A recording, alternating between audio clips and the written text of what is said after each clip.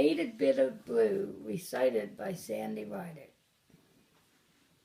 You ask me why I wear it, such a faded bit of blue, and though it fades I would not change it for 10,000 fresh and new.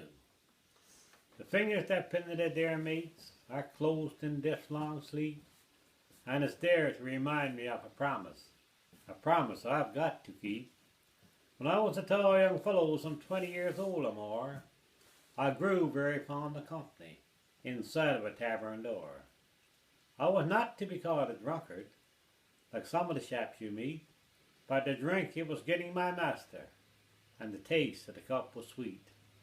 I was then courting pretty Alice, she was the pride of Derby Farm, and now happy were we together with her hanging on my arm. She was more than pretty, my Alice, she was good to the very poor, and she wouldn't give me no peace, mates, till I promised I'd drink no more. We had almost came to a quarrel, but Alice she knew how to win. You love me best, she whispered, for the tavern you drink and sin.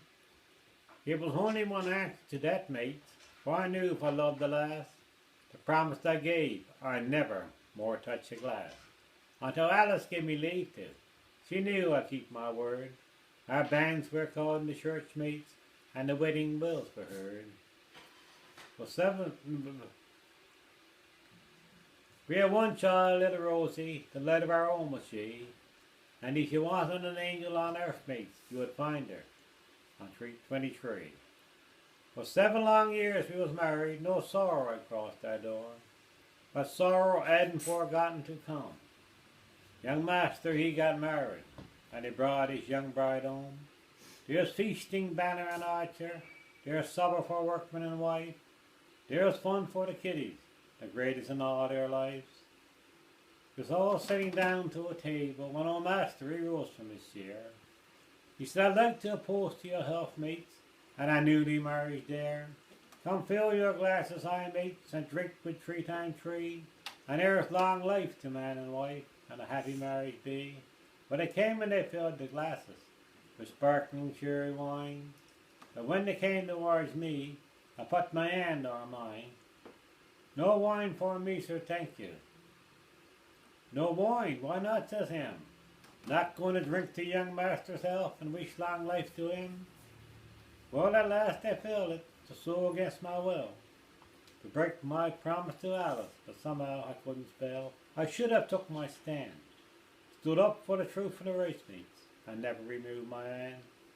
We men sat around the table after the women had left that night, and I felt my heart with the devil was having one terrible fight.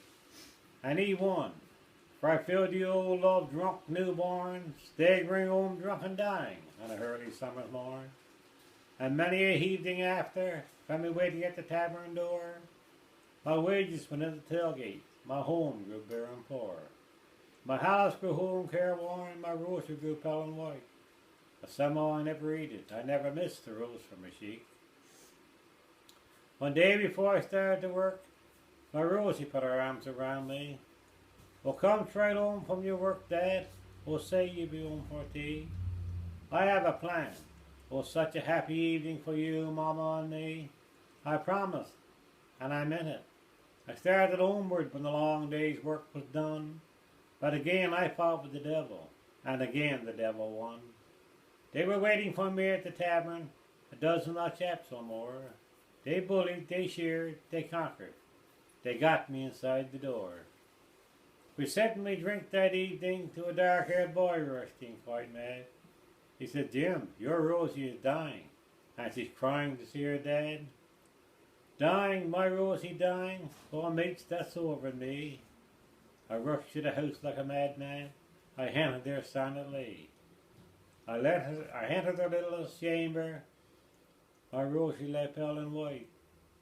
She opened her eyes, she saw me. She said, Daddy, I knew you'd come tonight.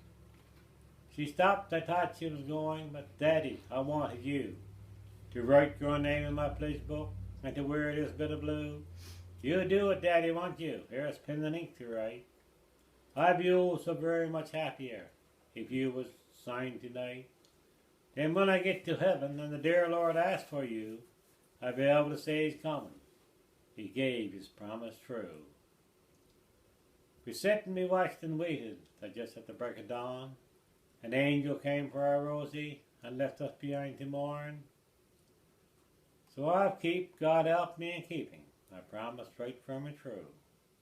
And now you know why I wouldn't trade the world for this faded bit of blue.